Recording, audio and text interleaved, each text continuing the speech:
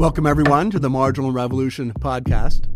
Tyler, in our first two podcasts on the 1970s, we dealt with two measures of societal dysfunction, inflation, and then also price controls and the energy crisis. But I think for most people in the street, the biggest measure of dysfunction in the 1970s was the increase in crime. And it's really hard for us in the 2000s, I think, to actually grasp how big the increase in crime was. So America really became a much more dangerous place in the 1960s and the 1970s.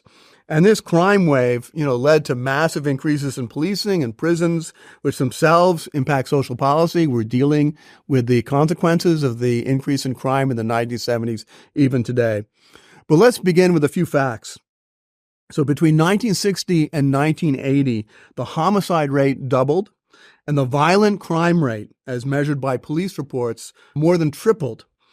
Now, to put this in perspective, if the homicide rate had not increased between 1960 and 1991, when it peaked, there would have been 200,000 fewer murder victims and more than 20 million fewer victims of violent crime.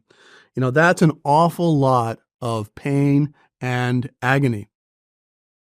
And the new violence, the violence of the 1970s, was also more impersonal than previous violence. Homicide rates doubled, but homicide rates by strangers increased much faster, especially in the big cities.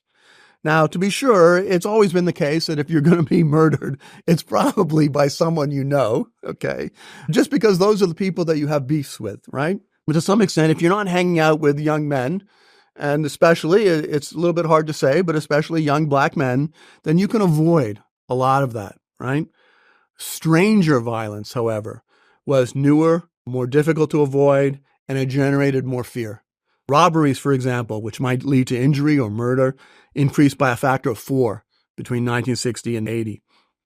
By the time that violent crime peaked in 1991, there were, according to the National Victimization Survey, 34 million crimes in that year. 34 million, including 6.4 million violent crimes like rape and robbery, aggravated assault, 12.5 million crimes of personal theft, and over 15 million household crimes like burglary. People became, afraid to walk at night. Whites and middle-class blacks moved out of the cities and into the suburbs, often leaving the inner cities even more dangerous than they were before. Gated communities became into vogue. Private security services became more common. People demanded the right to protect themselves. It took time, but I think that the shall-issue gun laws, which started to become more popular in the 1980s and 1990s, I think they were a response to the high crime rates of the 1970s. And it wasn't just what one might call peer-to-peer or ordinary violence. A lot of other extraordinary violence increased as well. Serial killers, for instance. They became a thing. So starting in the 1950s, the notion that there was a person who would go around, typically killing strangers, in some kind of sequence with a motif or a common pattern. And then the person would have some name in the media. Son of Sam would be Ted Bundy, John Wayne Gacy, Charles Manson, the Zodiac Killer. It was a thing. And this is, literally insane, but insane in the looser usage of the term. If you're going to be criminal, why would you do it that way? What's the return? The common pattern, you would think the chance you would be caught is much higher. But nonetheless, a kind of contagion effect kicked in. So in a world where some people were serial killers, some number of others more decided they would be serial killers too. And we see the same thing with assassinations in the data. Very often political assassinations, they tend to feed upon each other. Well, someone is assassinated, and then other people get the idea. It's a sort of demonstration effect. Yeah. You get your name in the paper this way. Kennedy, Martin Luther King, second Kennedy. And it goes on. And bombings also. Yeah. In the 1960s, early 70s, bombings are extremely common. Depends how you define a bombing, but in the data, there's basically more than one a day in the United States. And some are from causes people just don't talk much about anymore, like Puerto Rican independence was a common source of both bombing threats and actual bombs going off. I think, again, there was a contagion effect. Now, serial killers start to dwindle by the 1990s. It's a much lower number than you had in the 60s and the 70s. The contagion effect is gone. We don't seem to understand these turning points very well. But just random violence was a much greater risk. I recall my own life. Again, I'm growing up in the 1970s, right outside of New York City. I frequently go to New York. There was basically no part of town where I considered myself completely safe. Even Upper East Side, which now we would think of, it's just so boring you wouldn't go there. But then it was like, well, the risk was not totally eliminated by any means. In terms of people's well-being and also how they voted, I think crime is a yet bigger issue than even its measured economic costs would indicate. Yeah. So this truly was the era of American crime in many ways, whether it's, serial killers or assassinations or burglaries or being mugged on the street or whatever else. It was a fundamentally different world. I still have the programming of someone who grew up in a high crime era. So if I'm in another country, which still might be a dangerous place, I wouldn't say I feel at ease, but I don't feel that much not at ease because I'm still somewhat used to it. The notion of, well, is it safe enough to walk here? I feel I've confronted that decision many times. It's very different than I think how people respond to that if they grew up somewhat later. And you, of course, grew up in Canada. Yes. So you don't have this at all, do you? Well, I did grow up in Canada, but this would be early in the 1980s where it wasn't at its peak, but I made a trip with a girlfriend to New York and we came in on the train. And the train had to be stopped before we got to the Grand Central Station or whatever it was where we were going. And there was some problem. And we had to get off the train and switch to the metro. And we get off the train and there's like people on the street with their fires in the gas cans, right? Okay. Of course. Like fires on the street. Yeah. And so we get on the subway, the metro, and of course the graffiti everywhere. So, my girlfriend and I thought that, well, this is New York. We are getting the New York experience. So we did see some of that. I think it's the very early 90s when crime is turning down in New York City. But the 70s felt the most dangerous. Absolutely. Because by the early 90s, there are many places you can go and just be fine. Yeah. And that's what you would do. Yeah. But the 70s was no holds barred. Anything could happen. Yeah, the number of bombings, as you said, in 1970, 278 bombings, 278. In 1991, there were 7, right? And the bombing would be a big deal today. But yeah, almost a bombing a day. And all of these crazy leftist groups, right? Not all leftist groups, but a bunch of leftist groups. One of my favorite was the New World Liberation Front. You remember these guys? They were California guys. There's 78 bombings, okay? And they were my favorite because the New World Liberation Front, they demanded free utilities for the poor and the elderly. But to make their case, they mostly bombed the Pacific Gas and Electric utility towers, which seems like a strange thing to do if you want free utilities for the poor.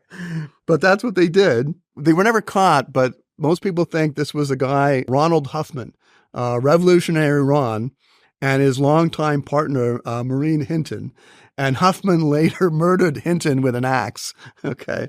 So this was... Plane hijackings was another hard to conceive of crime, not to crash them into buildings, which of course happened later, to take the plane and make demands. Which seems to me like very poor strategy. Or sometimes the demand would be fly me to Cuba. Yeah. And again, some kind of contagion effect where once it's a thing in the news, you get more of it. Yeah. Yeah, there was a story I read recently that Alan Funt, you remember Alan Funt? Yes, Candid Camera. Candid Camera, yes. He was on a plane. The plane was hijacked, okay? And because he was on the plane, no one believed. They said, this must be Candid Camera. Are we on Candid Camera? Because Alan Funt is on the plane. And he said, no. And only once they got off the tarmac in Cuba did they realize, we're not on Candid Camera. That's right. The Weather Underground. Okay, Weather Underground. They were the original wokes, right? Don't need a weatherman to know which way the wind blows, right? Bob Dylan line. Anti-imperialist, anti-racist. They believed that all white babies were tainted with the original sin of skin privilege. In other words, white privileged. And they bombed the U.S. Capitol, the Department of State, the Pentagon. Weather Underground, they bombed the Pentagon. Incredible. They usually, gave advance warnings of their bombs, although they committed a lot of property damage. The only people they ended up killing were 3 of their members when they accidentally blew themselves up in the townhouse in Greenwich Village. Okay. But that was the time. And then New York, right? New York symbolized the rising crime and the chaos of the 1970s. Between 1960 and 1972, murder rates rose by a factor of 4 to nearly 5 murders per day in New York. And the fires, do you remember the fires? Of course. More than 40 fires per day, 10,000 fires year after year. You couldn't go to Newark in those times without seeing a fire, basically. Wow. Newark and fires was a thing. Yeah. I remember, again, growing up in Toronto where we would always laugh because there would be a fire in Tonawaganda, right, in Buffalo. And on the news, you get the American news. And there's always fires over there. We didn't understand it. But yeah, some parts of the Bronx lost more than 97% of their buildings to fire and abandonment between 1970 and 1980. 250,000 people lost their homes. This is where the pictures that you see of New York looking like a literal war zone, they come from this period. I used to take friends on a tour in my car through the South Bronx. I was like, well, for your education to be complete, we need to go see this. And some people would refuse to come. Sure. But those were eye-openers, especially like 1982 or so.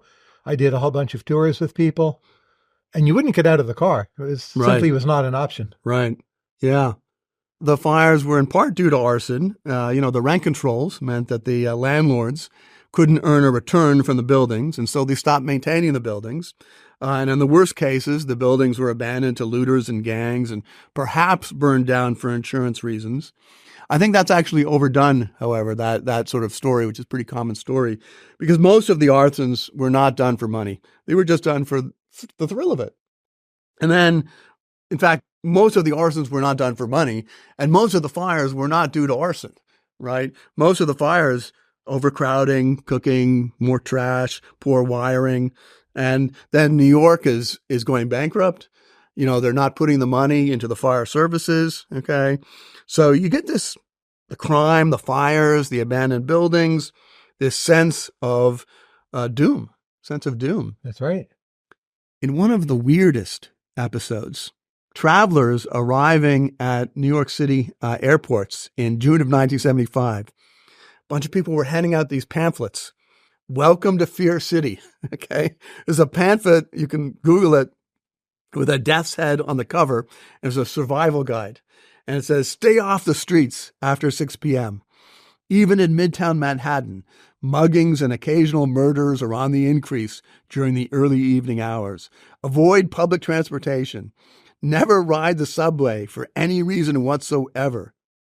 Police and fire protection in other areas of the city is grossly inadequate and will become more inadequate. In the South Bronx, which is known to police officers as Fort Apache, arson has become an uncontrollable problem. Good luck. Okay. The amazing thing is these pamphlets were being handed out by something called the Council for Public Safety. And it was actually off-duty police officers and firefighters, okay?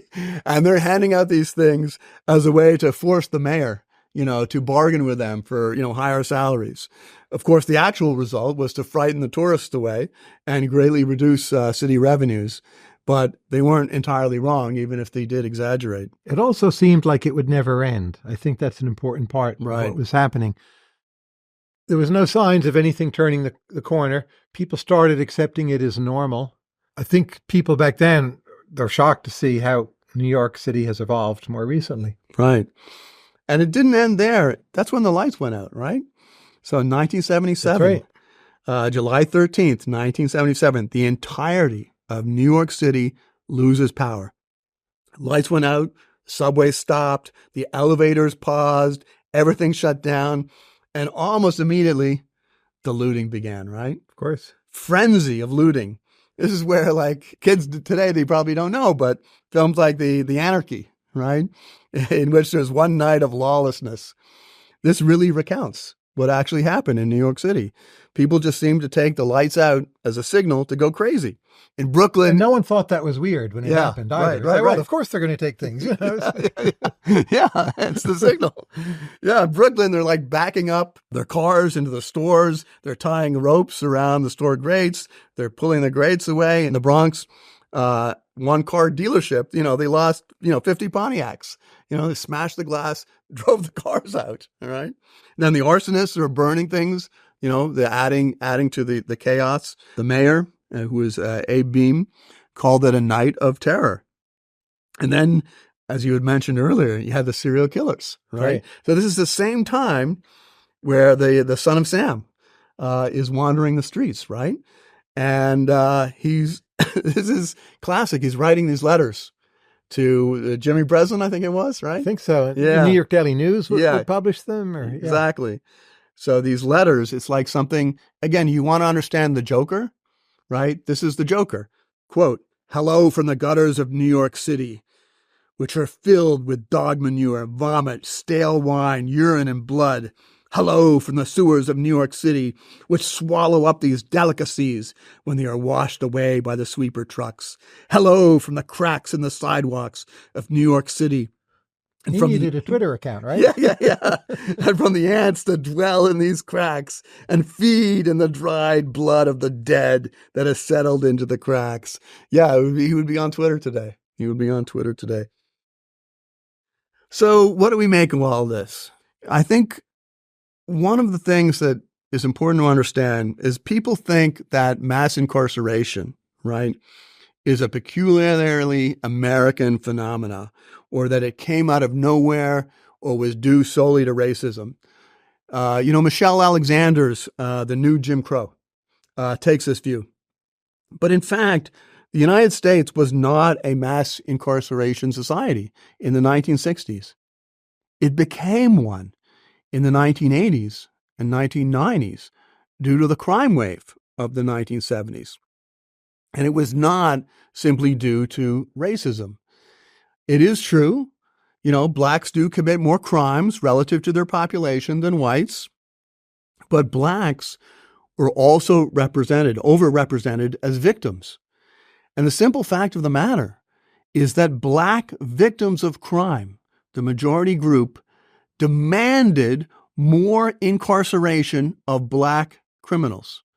In 1973, the NAACP demanded that the government lengthen minimum prison terms for muggers, pushers, and first-degree murderers. The black newspaper, the Amsterdam News, advocated mandatory life sentences for, quote, "the non-addict drug pusher of hard drugs." The black columnist, Carl Rowan, wrote that locking up thugs is not vindictive. Eric Holder, right, who later became under Obama, he was the secretary of something. Something. Yeah. He called for stop and frisk. Eric Holder called for stop and frisk. Back then, the criminal justice system was also called racist.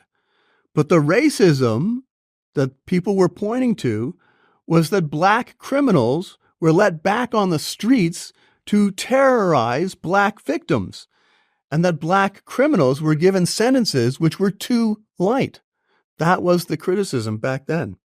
And it was black and white victims together drove the punishment of criminals. So I think this actually tells you about two falsehoods. First, the primary driver of mass imprisonment was not racism, it was violent crime. Second, this also puts the lie, sometimes you hear from conservatives, to this idea that black leaders don't care about black-on-black crime. That's a lie. Many black leaders have been and were and are tough on crime. Now, it's true, as crime began to fall in the 1990s, many blacks and whites began to have misgivings about mass incarceration. But crime was a huge problem in the 1970s and 1980s, and it hit the United States like a brick. It seemed to come out of nowhere. And you can't blame people for seeking solutions even if the solutions come with their own problems. So we had this massive increase in crime in the 1960s and the 1970s into the 1990s. Why? Why did this happen? It sure would be nice, Tyler, if we had a simple monocausal explanation of the great crime wave of the 1970s. But I think we're going to have to do some hand-waving. And in the end, that may be an important takeaway. But I have some hypotheses that I think you're underrating. But first, talk about what you think, and then I'll add in my bits. But I agree, it's very hard with available data to really pin it down. Yeah. And there's decent data on crime, right? This is quite puzzling. Yes. Some of this might be due to contagion effects.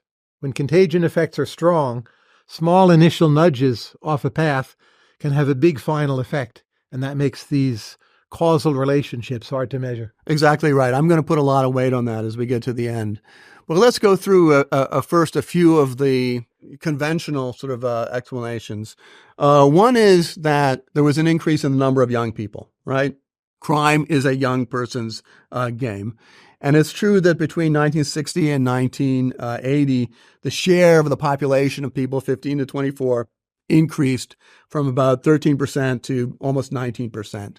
However, when you look at the number of the crimes, the increase in crime caused by young people, and you multiply that by the increase in the number of young people, you get maybe an increase of 10 to 20%. Steve Levitt, had a paper on this. And this we more or less know. This is one of the things that's fairly well established, right? Exactly. Yeah.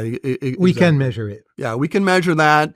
And when you measure it, it just doesn't add up. It doesn't get you to 4 and 5 But it gets you somewhere. It gets you somewhere. Yeah. And as you said, maybe it gets you that push, right? Second thing is declining punishment. Okay. The fact of the matter is that the expected punishment for crime is and always has been pretty low. To be punished, a criminal has to be arrested. We know that right off the bat, most crimes are not even reported. And of those that are reported, most don't result in an arrest, and even fewer in a conviction. Moreover, as crime was rising in the United States in the 1970s, punishment was declining.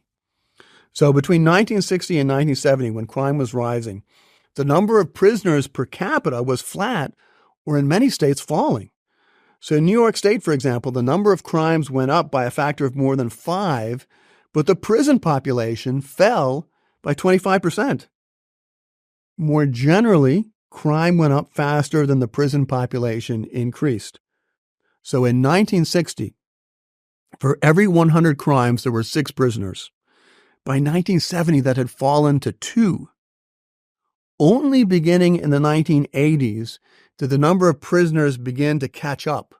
So by the early 1990s, we were back to 6 prisoners for every 100 crimes. And then as the crime rate began to decline, but the number of prisoners kept increasing, so by 2020, it was about 18 prisoners for every 100 crimes. And only very recently has that number began to fall. So I think that expected punishments were falling as crime was rising. Now, this one is a little bit tricky because what's cause and what's effect? Exactly. This one I'm not so convinced on it being important. It must be an effect, but if we had these same numbers in Norway, we'd be ho-hum, right? Maybe, yeah. Yeah. So, as I said, it could be cause, it could be effect, because clearly it could be cause in that if expected punishments go down, people commit more crimes. But also what was going on was that the criminal justice system was becoming overwhelmed, right? I have a paper on this which says, think about a crime wave like a riot, okay? Why does a riot happen? It happens because suddenly people realize they're in a group of people committing crimes, they're less likely to be caught. Okay. So you can have a multiple equilibria. If no one riots, then if somebody, commits a crime, they're put in jail. And so they don't commit the crime. But if everybody riots, then it's hard to put them all in jail, hard to capture them all, hard to devote the police resources. Throw a rock at a cop, right? 17 other people are doing it in the 3-minute span. Exactly. So an increase in crime generates a secondary increase in crime as expected punishments fall. So maybe that's part of it. Became overwhelmed. Another possibility, one which has been talked about recently, is lead. This one is mostly focused actually on why crime fell in the 1990s. And the argument is that lead, and this part we know is true, lead, if you ingest it in the blood, you get it in the blood, you get it in your brain and so forth, it makes people less capable of self-regulation, right? They sort of lose control over their emotions, reduces IQ. We began to get rid of lead. We phased it out in the late 1970s and 1980s. It was banned in gasoline. It was banned in gasoline in 1996. So the idea is that, well, the people who grew up in the unleaded gasoline era, they were less criminal-like. They were less criminogenic. They were able to regulate their emotions, had a higher IQ, and so forth. And that is the explanation, or one possible explanation, for the decline in crime in the 1990s. Now, it's less clear that lead can explain the increase in crime in the 1970s, but at least it's semi-plausible that lead poisoning increased with a lot more automobiles, a lot more children growing up in the 1950s and the 1960s, exposed to lead paint, exposed to pollution from the lead in the gasoline and so forth.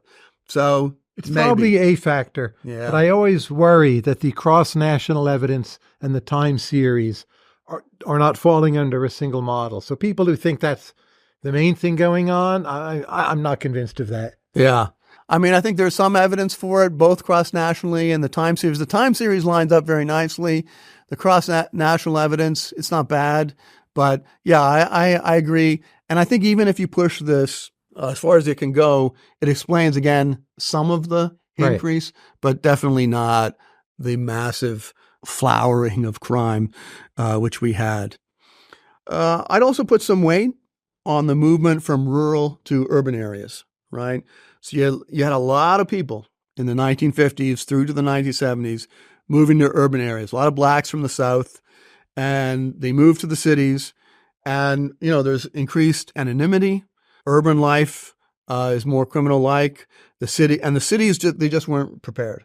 And you see this in emerging economies today. Mm-hmm. So a place like Nigeria, where the rural areas might be quite safe, not always, but some. And then people go to the city and all the social bonds are broken and people are starting from scratch. Exactly. Yeah, there's fewer eyes on the street. There isn't the grandma who is making sure that, you're staying on the straight and true.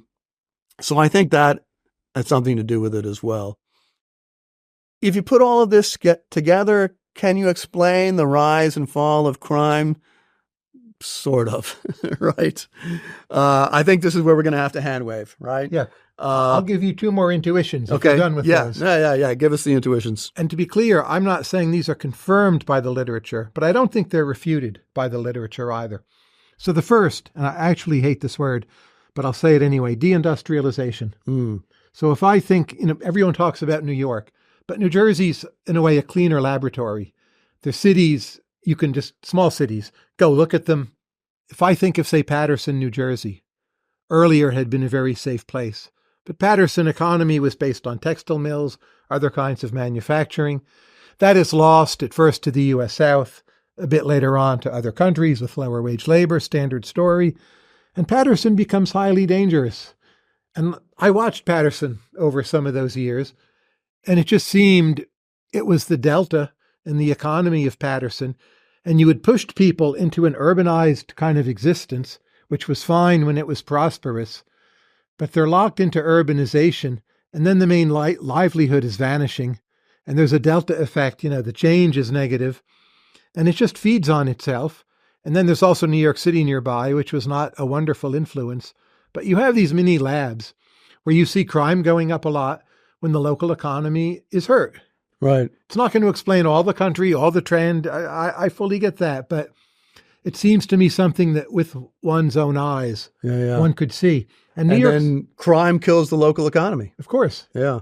And New York City also, it's striking to me, that becomes an especially dangerous place, as does Detroit. Those were two of the highest wage places in the U.S. when they were safe. Right. So deindustrialization, which again might only be to the U.S. South in its early stages, but it's coming first to high wage places. So the semi-paradox, why would the richest parts of America have the biggest upticks in crime? I think that is one partial reason. But the other factor, and this I actually do think is the single biggest factor, though I'm not going to say it's 50%, but that's just addictive drugs. So those hit the United States in a big way. They become more potent. They're distributed more readily. Some of it is that people will steal to get money for drugs. That's a noticeable effect. But I think the bigger effect over time is fights to control who has the rights to sell those drugs, and just changes in the local market for how much conflict is there over the right to sell those drugs across gangs, across mafias. So many crimes you see, say during the 70s, they're drug related over the territory, the turf, the mafias. Right. And if I had to say, again, this is without statistical confirmation, but the single biggest effect, I think, is the drug trade and how the drug trade changed and became more potent. And then you also have these crime foot soldiers. They need their fix. They're a bit beholden to the gang boss or the mafia boss. So there's a supply side effect. There's a demand side effect. And it all just feeds together. It also breaks up families, which with a bit of a lag contributes to high crime as well. More kids raised outside of two-parent families, which are stable. And that's my number one hypothesis. Yeah, I agree. Certainly the influence of crack, right, which is a little bit later. But that is when all these movies, the New Jack City, all those movies come out, the drive-by shootings, that seems very closely connected. But 70s is often heroin, not crack. Yeah. I wondered if the 70s can be explained by the same.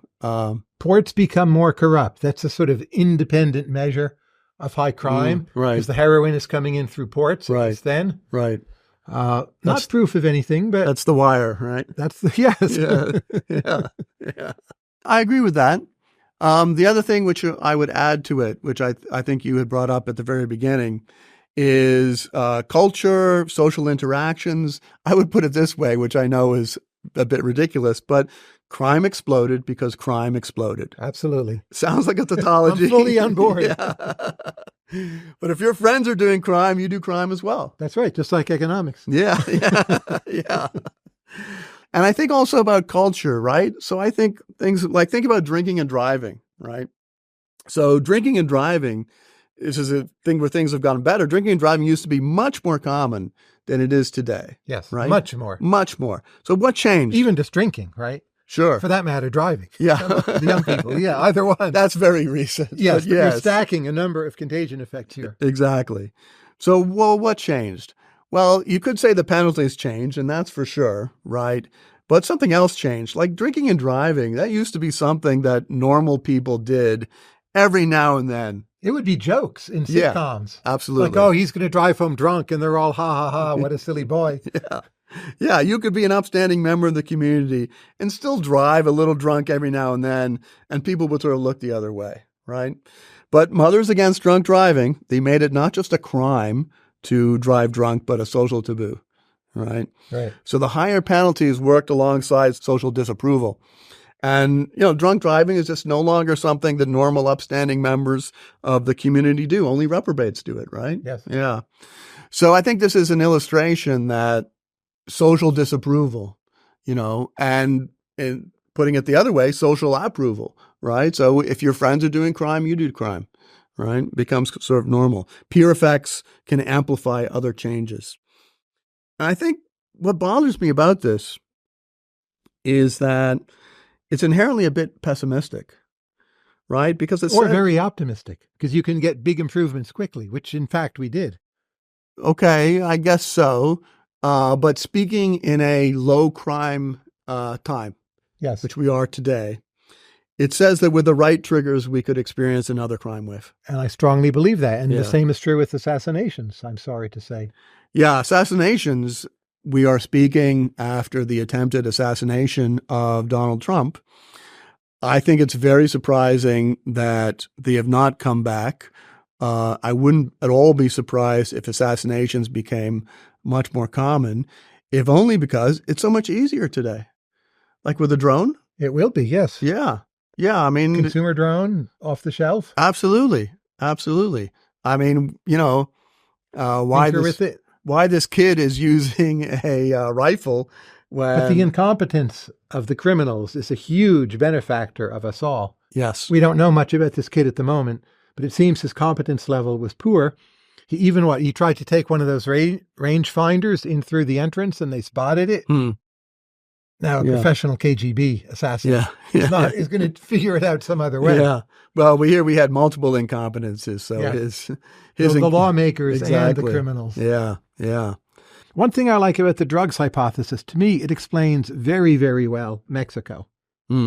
So Mexico was a very safe country for the most part, reasonably recently. And even, I think, less than 10 years ago, there were fewer murders per capita in Yucatan, part of southern Mexico, than in Finland. Right. Now, Mexican crime goes up as the drug trade goes up. When it's a stable semi-monopoly, the murder rate then goes down. When they're contesting territory, the rates go up. Now, Mexico, the U.S., they're very different. But you do see a laboratory where just by far the biggest changes in murder rates, crime rates, have to do with what's going on in the drug trade. Right. So if it's mostly the drug trade, then that's a pretty strong argument for more drug legalization. Well, it's a little complicated because you need to legalize drugs in a way that puts the cartels and the gangs out of business. Sure. And when we legalized marijuana in some places or decriminalized it, we didn't do that. There are all these taxes, regulations. More people are still buying illegally. And those problems have not gone away as much as we had hoped. Right. Now, if you have heroin for sale in Walmart, I'm sure that puts the cartels out of business. Exactly. But I just don't think we're going to do that, putting aside whether or not we should. You buy drugs at the pharmacy, right? Well, we don't see not since Al Capone do we see the alcohol sellers duking it out with the drive-by shootings. That's right. But whether you can take all the potent drugs we have now, which are getting more potent, and just have them be very cheap and available fully legally, advertised wherever, I just don't think we're going to do it. Yeah. So coming back to this idea about contagion, I think about motor vehicle theft, right? This worries me. Because motor vehicle theft fell dramatically in the 1990s. And why? Well, it's pretty easy to see why, actually, is because you had these car immobilizer devices and other security devices. It just became harder to steal a car, right? And this timing fits multiple countries. So as you see the immobilizers being put into place, then you see car thefts go down, and they go down in just the cars which got the immobilizers first and so forth. But then in the 2020s, it's discovered that some Kias and Hyundais don't have immobilizers. And the theft of these cars explodes, right? So by a factor of 5 to 10 in some cities. So if you think that, as one theory has it that either it was the decline in lead, right, or the rise of abortion, both of these theories, the lead theory and the abortion theory, say that we have less crime because we have fewer criminal types, right? Right. And yet, as soon as it's discovered that Kias and Hyundais don't have immobilizers, theft of those goes way, way up. So there seems to be a lot of potential criminality still there under the roof. Is it harder to get away with being a serial killer today? That there's more financial infrastructure, potentially more witnesses, easier to track people, policing is more of a science. Right. DNA evidence. Right.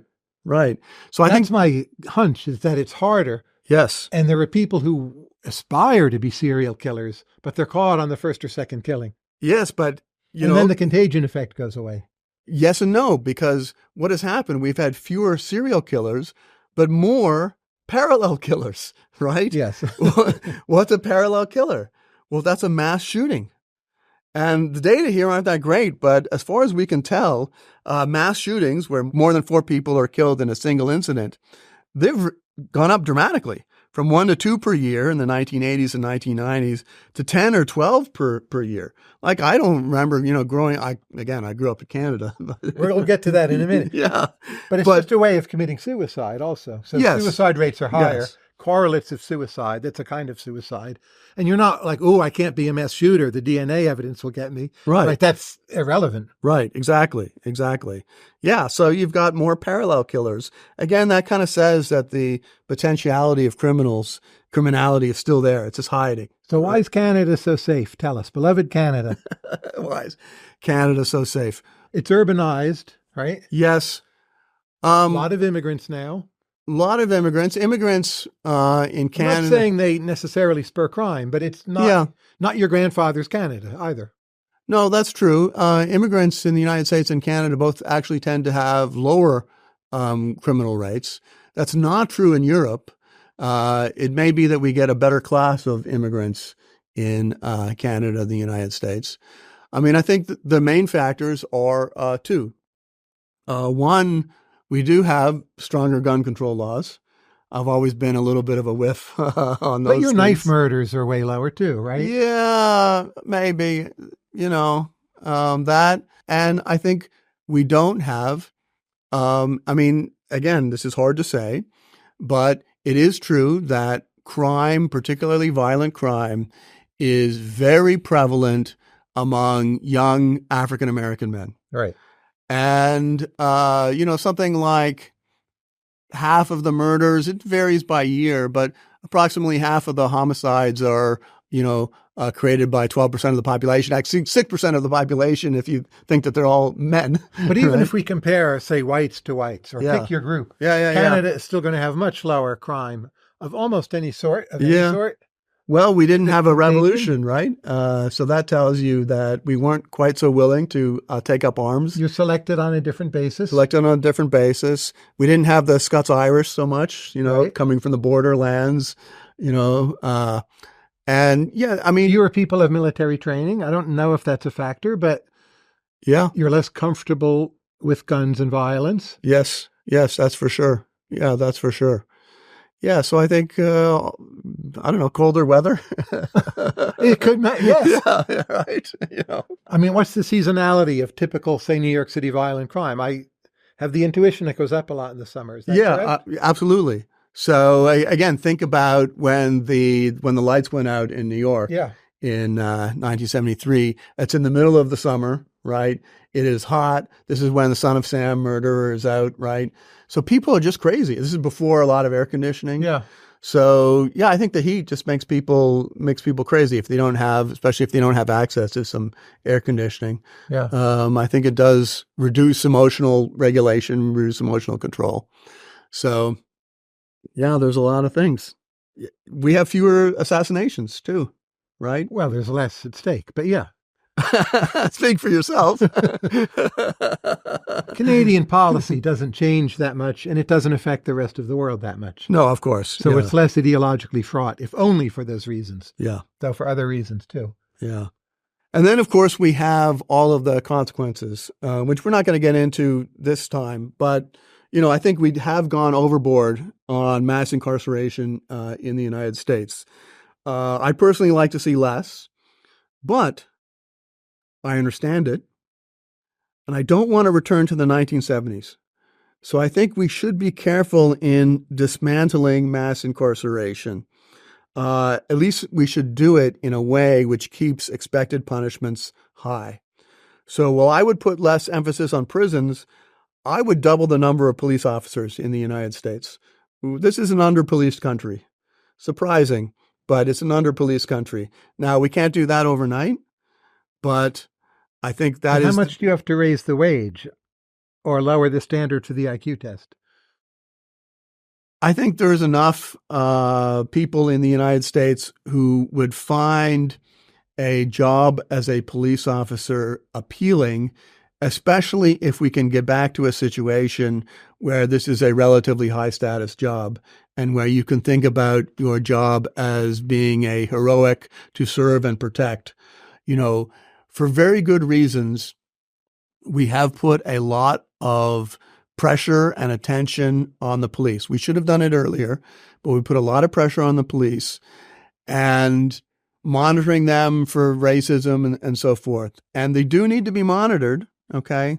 But at the same time, we absolutely want policing to be a high-status profession. But what if it's a job where to do it well or even middling okay, you actually do have to break the law some of the time? Mm-hmm. Your partner will overlook that on a very regular basis. But once you're monitored, you're stuck. And the response is the better people just move out of the job. I mean, how do we, Yeah. like, I'm all for your idea, but I don't really see how we're going to do it. Now, we could double the wage, like that, something like that would work. Mm-hmm. I don't want to lower the IQ requirement, like I've met. Yeah. Well, let's leave that there. Yeah. Sure.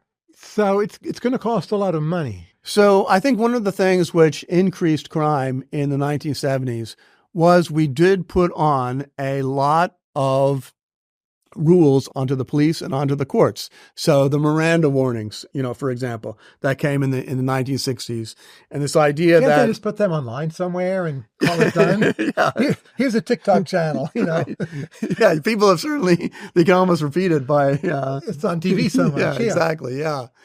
And we did something very, very peculiar, I think, which was that if you didn't give Miranda or if you gathered your evidence in an illegal way, we threw out the case. Right? Yeah, that's insane. Yeah, that doesn't make any sense, right? Why does the criminal get to get away when the police officer did something wrong? By all means, punish the police officers, but why that should benefit the criminals is very, very peculiar, right? Maybe it was the only thing the courts thought they could enforce, right? Maybe just punishing the police officers is too hard. Where I'm going with this is that, yes, we put on all these restrictions on the police and on the courts. And it took time. It took time to get used to that. But I think the police and the courts have developed responses. And it is still possible to have a strong police force, which is a legal police force, right? It doesn't happen overnight. It's not that easy. You need a new style of policing. But there are other things we can do as well. I mean, I'm not a big fan of the surveillance society, but, just having more cameras around, that has definitely reduced crime. Sure. Even cell phones, right? People in neighborhoods want them, whether we agree with that preference or not. Exactly. I would want them if my neighborhood had crime. Yes. More crime than it does. Yes. And even things like, putting more lighting, at night, hotspot policing. It's amazing the amount of crime which happens in a small number of places by a small number of people. Yes. Right? El Salvador, right? Yes. Shows this. Yes. But even in New York City. Going there next week, by the way. Well, it's much better now. Than when we went. Yes. Much better than we went. Well, less crime. We'll see if it's better. Less crime, yes. But even you can get down in a city down to, an intersection. And a huge amount of crime will occur at that intersection. And we only discovered this really after crime stats, after introducing statistics and collecting a lot more data. But everyone in Newark, New Jersey knew this, like their whole lives, right?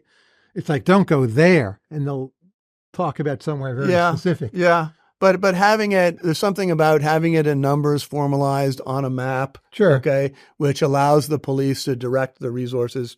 Anyway, my point is that we put a lot of these restrictions on the police force, but technology has given them more tools.